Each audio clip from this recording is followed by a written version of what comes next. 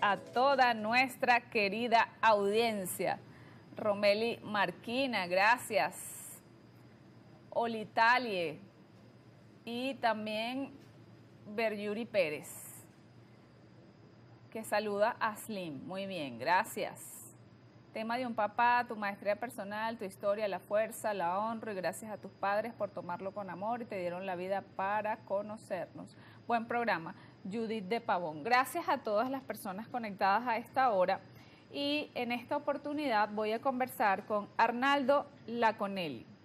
Él es psicoterapeuta y su cuenta, El Diario de un Papá.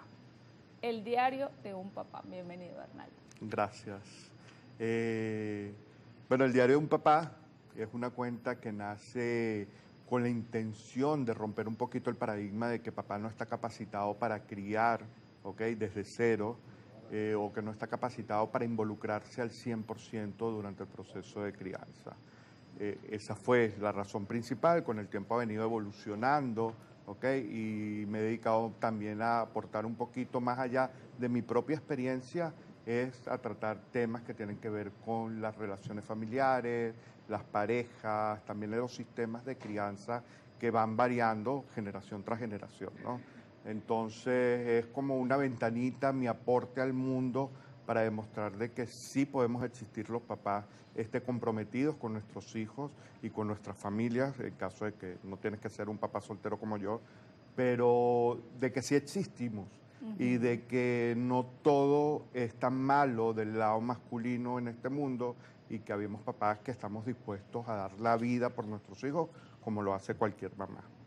Qué bueno, Arnaldo. Bueno, háblanos de tu diario. ¿Cómo es tu día a día con tu hija de 13 años, adolescente? Bueno, mi día a día es totalmente caótico, ¿ok? Mis tiempos no dependen de mí, dependen de mi hija totalmente, de sus actividades, ¿ok? Soy un papá que se tiene que parar a las 5 de la mañana, preparar desayuno, acomodar uniforme, llevar a la niña al colegio, regresar a hacer labores de casa, ¿ok? También mi trabajo, soy psicoterapeuta y doy sesiones online, entonces tengo que distribuir mi día mucho en beneficio de mi propia hija, porque a veces estoy en casa y hay una llamada del colegio de que tu hija se sintió mal y entonces tienes que salir corriendo a buscarla, o tengo que organizar mi día para que ella atienda actividades extracurriculares, ir al médico, ir a dejarla en visita en casa de una amiguita. Entonces yo creo que mi vida es igual a la de cualquier mamá soltera,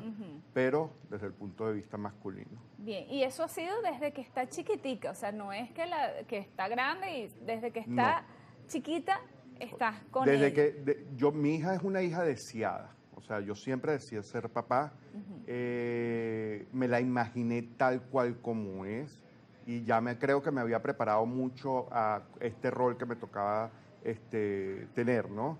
Y desde que ella nació yo he sido un papá totalmente presente, o sea, te cuento una experiencia de vida. Yo estuve trabajando muchos años para una compañía transnacional que nos llevó a vivir a República Dominicana. Y cuando yo estaba en la oficina y la mamá de mi hija me llamaba y me decía, mira, la niña está enferma, voy a ir a llevarla al médico a ver qué tiene. Yo pedí un permiso en mi oficina para ir.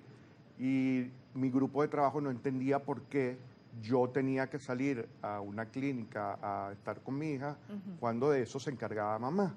Entonces yo siempre fui un papá muy activo en la crianza, muy presente.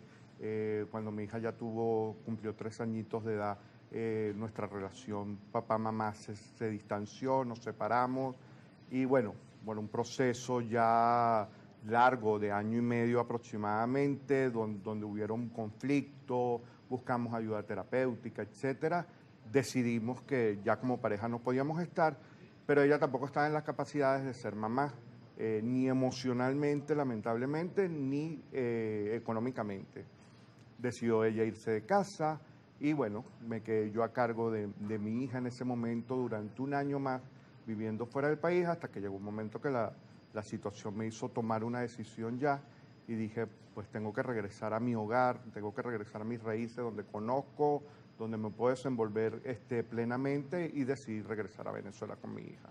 y de ahí en adelante, hasta el sol de hoy, soy papá monoparental, pues la crío yo solito.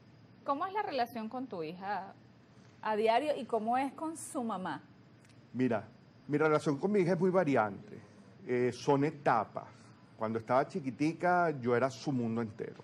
En estos días precisamente se lo decía, cuando ella era más pequeña, y no te hablo de mucho tiempo, hace 2, 3 años atrás, era una niña sumamente cariñosa conmigo, estaba todo el día conmigo, encima de mí, etcétera. Ya con el proceso de la preadolescencia, todo cambia al 100%, o sea, es una niña que se ha vuelto muy callada, es una niña que se ha distanciado, pero es su proceso natural, ¿no?, de desarrollo y crecimiento. Su relación con su mamá es una relación libre, donde yo no participo en lo absoluto. Como te digo, su mamá no vive en el país, entonces no hay ningún tipo de contacto físico entre ellas, pero yo no soy un papá involucrado en esa relación. Yo creo que las relaciones padres-hijos se tienen que fomentar entre ellos. Yo no puedo obligar a ninguna persona a ocupar un rol que no quiere ocupar, o tampoco puedo desligarla de un rol que de verdad quiera ocupar. Entonces yo he dejado que la comunicación entre ellas sea libre, se hablan cuando quieren, si no se quieren hablar no se hablan. Hay una distancia, sí, obviamente, en el tema físico y esa presencia física que está causando una herida y esa sensación de vacío en mi hija de la figura materna, pero bueno, trato de yo cubrir la mayor cantidad de roles o posiciones para que ella por lo menos tenga una vida estable emocionalmente. Bien, ¿cómo hace ese padre con los temas delicados y esa adolescente? Temas delicados para mí es el desarrollo, ¿okay? Todo lo que tiene que ver por lo menos con el tema femenino. Sí, ¿okay? me imagino que es. Me he preparado muchísimo para esos temas.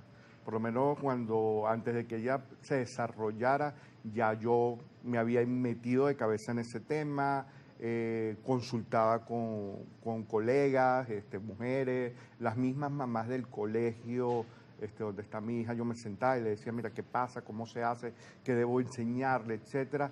Y me preparo muchísimo siempre para abordar cualquier tipo de tema que genere algún tipo de dificultad.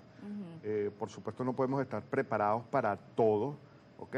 Pero creo que sí, viendo lo que sucede a tu alrededor, puedes ir estando atento a muchas áreas que pueden presentarse, a muchas situaciones que pueden presentarse, y leyendo. Creo que leer y preguntar cuando tienes una duda es lo que te abre la ventana de oportunidades para el conocimiento. Sí, cuando le abordas de cualquiera que sea el tema, digamos, lo haces como una conversación con ella, o bueno, seleccionas un día en el calendario, bueno, este día voy a hablar de tal cosa, vamos a hablar de... ¿Cómo lo haces? Lo ideal ¿Es fácil sería, sí, hablar con tu hija? ¿Ella se muestra receptiva? Sí, no. O sea, lo ideal sería estar programados, ¿no? Debería existir como una programación para eso, de decir, bueno, tales días voy a dedicarme a tocar estos temas, porque sé que son días que ella no tiene por ejemplo, muchas actividades escolares, entonces sé que está más relajada y me puedo sentar. Sin embargo, en la realidad eso no es así, ¿no? O sea, hay situaciones que se presentan en el momento y uno tiene que ser lo suficientemente consciente y maduro para decir, ¿es el momento de hablar de esto o no lo es? Yo con ella trato de tener una conversación muy amistosa siempre. Yo soy un papá sumamente abierto a la comunicación. Como te digo, antes era mucho más fácil, ahorita es mucho más difícil ella expresarse hacia mí. Y me lo ha dicho en ciertas ocasiones, ¿no? Me dice, no me siento cómodo hablando contigo. Pero no son temas que tengan que ver con el área femenina, ¿no? O sea, no son temas de que, oye, me gusta alguien o me vino el periodo y necesito, o me duele aquí, lo que sea. Sino siento que es el mismo proceso de ella de evolución, de tener que verse en un sistema monoparental, donde no tienes el equilibrio. Yo soy el que regaña, el que consiente, el que le da un besito, pero a los 5 minutos atrás le había alzado la voz o la estoy castigando por alguna circunstancia. Ha hecho que ella tenga que enfrentar situaciones donde se tiene que replantear si de verdad quiere hablar conmigo o no. Claro. Entonces lo que hago es buscar alternativas. Cuando ella va a una psicoterapeuta también, creo que la salud mental es importantísimo desde tempranas edades y más en este tipo de casos, pero he buscado eso, o sea, no quieres conversar conmigo, te lo respeto, no hay ningún problema, vamos a buscar una persona con la que tú quieras conversar y abrirte con esa gente y tú puedas expresar lo que estés sintiendo. Y ya bueno, ya yo por ahí voy recibiendo mi retroalimentación y sabiendo cómo tengo que ir manejando ciertos puntos.